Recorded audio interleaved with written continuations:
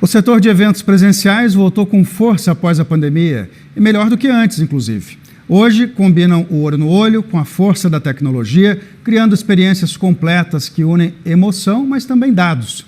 O mercado global deve atingir 1 trilhão e 500 bilhões de dólares até 2032, com um crescimento anual de 6,4% no Brasil. A Abrap estima que o faturamento do setor já supera os níveis pré-pandemia e segue em expansão. Para falar sobre o tema, o cronista Igor Lopes mostra algumas dessas novas experiências. Bom dia para você, Igor. Seja bem-vindo. Falando com a gente do Brasil hoje, só para variar. Hoje todo o Brasil, só para variar. Mas vamos comentar de coisas que eu vi semana passada lá nos Estados Unidos. Tá certo. Bom, você teve recentemente num show da Cercle, né, que é uma empresa reconhecida por promover eventos imersivos e muito diferentes. Quão diferentes, Igor? Muito diferentes.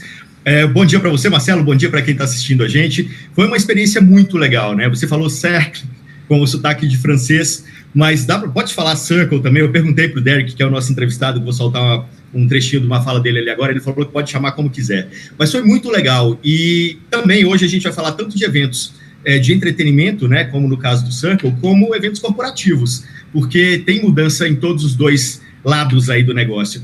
Como você falou, né, eu fui em 2 shows desse projeto, da Circle, era um projeto específico deles chamado Circle Odyssey.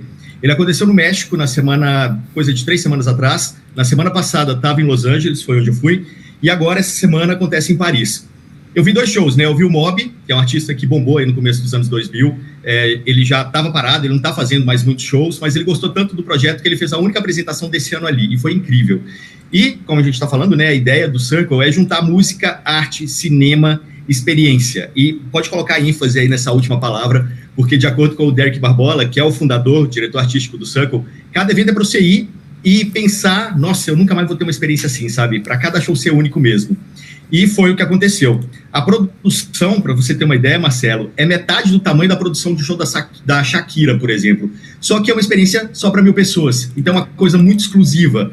E nesse caso, né, de todos os eventos do Circle, você está dentro da ação.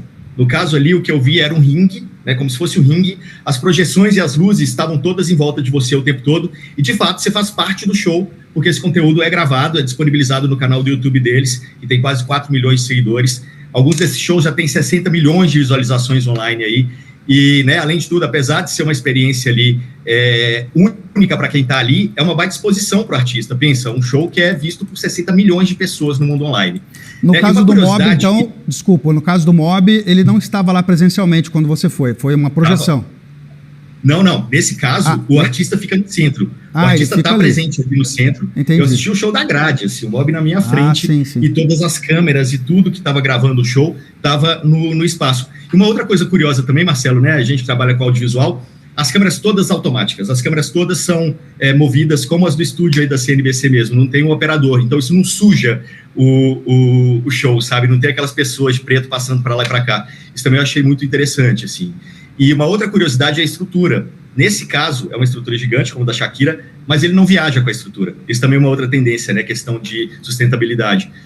Ele consegue colocar tudo num único container, mas o segredo, né, tá aí no container, são 4 grandes computadores, quase servidores, e o resto é locado em cada lugar onde o show acontece.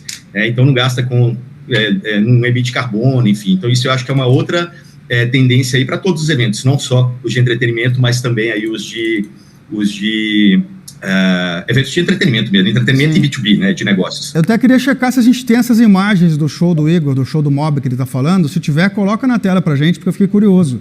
Eu vi também imagens agora de pessoas mergulhando, de show debaixo d'água. Isso também é um tipo de experiência? Exato. Na verdade, né, o show ele acontece nesse espaço no centro, e daí em torno de você tem várias telas. São telões de 12 metros de altura, 50 de largura, desse cubo que você está dentro. Então, você olha para todos os lados, você vê projeção. Você está no centro mesmo de tudo que está acontecendo. Você faz parte do show, né? Uma técnica que ele usou, inclusive, para poder fazer a projeção ficar mais intensa, é transmitir 2 projetores, um por cima do outro. Então, ele tem 20 projetores ali no ambiente de 50 mil lumens, é o que tem mais brilho hoje no mercado, ele coloca um por cima do outro para que aquela projeção seja realmente intensa e você esteja realmente imerso naquele universo. Essas imagens que a gente está vendo, ele produziu para esse show. Então, ele passou 8 meses viajando o mundo inteiro e fazendo imagens que pudessem casar especificamente com cada música ali do show do Mob e do show do The Blaze, que foi o que eu vi no outro dia. Esse aí, olha só como fica dentro, né? Você fica imerso dentro dessa experiência. Então, todo lado que você olha, você tem coisas acontecendo. É como se você estivesse dentro do show. De fato, você está. Né? É uma super estimulação visual, né? E sensorial também, auditiva, né? Em todos os sentidos. Inclusive, vamos rodar uma falinha do Derek, que ele fala exatamente como que ele pensa, né? O modo dele de pensar a produção desses eventos. É tudo sobre experiência, é tudo sobre sensação, e é isso que você leva depois de uma experiência como essa. Eu não sou do tipo de analisar o mercado e ver o que a gente pode produzir. Eu gosto de criar o que está na minha cabeça e então, depois de ter executado, analisar como as pessoas se sentiram ao ver aquilo. Funciona melhor assim. Mas o que eu percebo é que algumas vezes nos shows as pessoas querem sempre fazer algo maior, mais alto, fazer muito barulho. E eu penso que é mais, a gente precisa voltar para as nossas emoções. Precisamos nos voltar para tentar transformar ou fazer uma experiência em que você se sente transformado de alguma maneira. E não ficar esperando só por fogos de artifício, grandes estruturas, tudo cada vez maior e maior. Algumas vezes o silêncio é importante. Algumas vezes ir mais devagar é importante. Algumas vezes contemplação é importante. E eu acho que a gente precisa olhar um pouco para esse lado. Nós vamos por esse caminho. Nem tudo precisa ser rápido e barulhento. Ô Igor, como é que você compara a experiência que você teve com a Sphere lá de Las Vegas?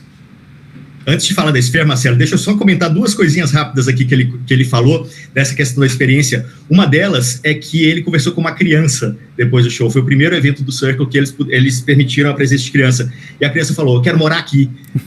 É isso, sabe? Acho que você também queria morar lá. A criança dentro de você deve ter tido a mesma resposta, hein, Igor? Com certeza, não, foi uma experiência super interessante, assim, né, de ver todas as sensações ali o tempo todo. Tem cheiro no ambiente para cada música, né, tem visual, tem a experiência de você estar ali fazendo parte daquele evento. E tem um outro detalhe também que foi importante, nesse show era proibido o celular, exatamente para que você estivesse imerso naquela experiência. Você chegava, o celular era colocado dentro de uma bolsinha, você não podia fazer foto e vídeo, todo o material eles mandaram para a gente depois, criaram um grupo de WhatsApp com todo mundo que estava ali. De novo, a experiência para você viver é 100%. Ele já teve no Brasil também, né? Ele já fez shows aqui nos Lençóis Maranhenses, no Bondinho do Pão de Açúcar, já fez no Museu da Manhã, então é sempre assim, né? Ele usa espaços interessantes para poder fazer. Aqui atrás eu estou rodando um vídeo dele também, no show que aconteceu nos balões ali na Capadócia, já teve na frente da pirâmide do Egito, e acaba que isso vira uma referência também para os espaços, né? Como eu falei, 60 milhões de pessoas assistindo os vídeos online, traz exposição para esses lugares. Então ele acaba conseguindo também muito patrocínio, muito parceria dos governos mesmo, porque você joga uma luz ali nesses espaços. Agora, você falou da Sphere, né? A Sphere é uma outra experiência muito incrível também, que existe em Las Vegas, eu já fui lá também. Lá também a gente está falando sobre imersão, né? São 15 mil metros quadrados de tela, vocês estão vendo, é uma tela gigante, envolve o público ali em cerca de 180 graus, e a gente está falando de um LED de altíssima definição também, com brilho, contraste, que são adaptados para simular ambientes realistas. E aí você estava falando, né, Marcelo, que o Mob estava lá de verdade. No caso, o Mob estava de verdade, mas eu assisti um show do U2 na Sphere sem o U2, mas com a sensação de ter o U2 na minha frente, porque essa tela é tão tecnológica que ela consegue ter uma curvatura e promover uma sensação quase que de hologramas ali na frente, sabe? Então a gente assistiu o show do U2 que foi gravado lá, mas o U2 não estava. Eu vejo isso como uma tendência também, até um modelo de negócios aí para a Sphere a longo prazo, de gravar esses shows que acontecem ali e ter outras Spheres ao redor do mundo que vão exibir esse show que foi gravado uma única vez, e o artista ele pode estar em vários lugares ao mesmo tempo. Então, isso talvez seja uma outra coisa que a gente vai começar a ver aí ao longo do tempo, que pode ser bem interessante. Sem dúvida. Igor Lopes, colunista de tecnologia aqui do canal, muito obrigado pela sua participação no Real Time. Bom dia para você. Bom dia, Marcelo. Até mais. E daqui a pouco eu vou conversar com mais um notável do nosso